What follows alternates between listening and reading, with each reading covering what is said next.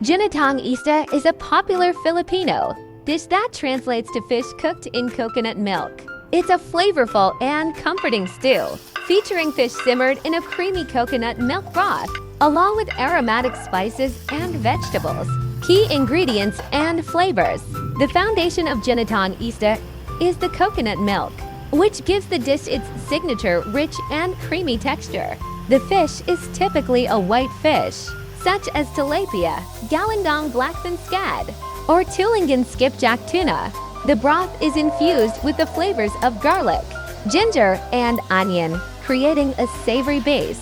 Vegetables and spices.